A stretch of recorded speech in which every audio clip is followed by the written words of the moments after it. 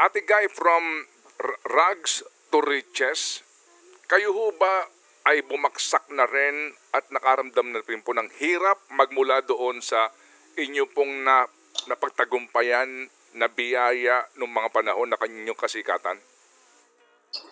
Madalas po, maski noong araw talagang sumasadsad pa rin po ako.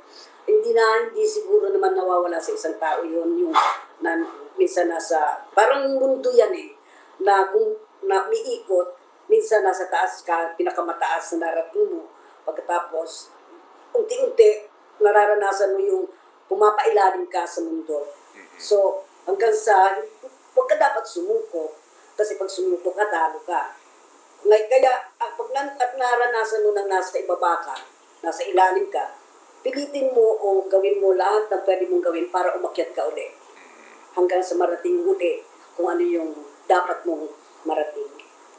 Doon ho bang panahon na nandoon po kayo sa ibaba, magmula po sa ibaba, o pumaitaas, o may baba ulit, nagkaroon ho ba ng punto noon sa buhay nyo na nag-isip na po kayo na sumuko?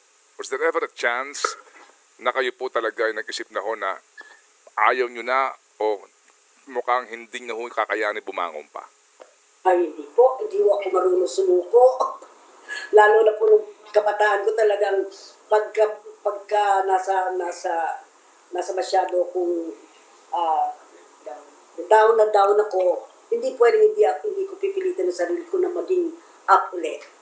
Gagawa ko ng paraan, sa mabuting paraan, na mabalik ko ulit yung sarili ko para nandun ulit sa taas.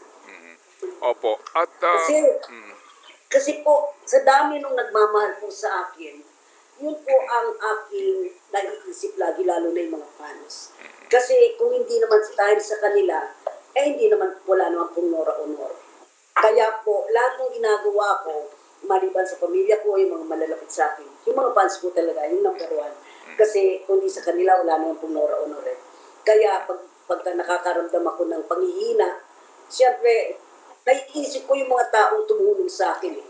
Naisip ko yung mga taong nagmahal po sa akin. Kaya hindi ako lalaban.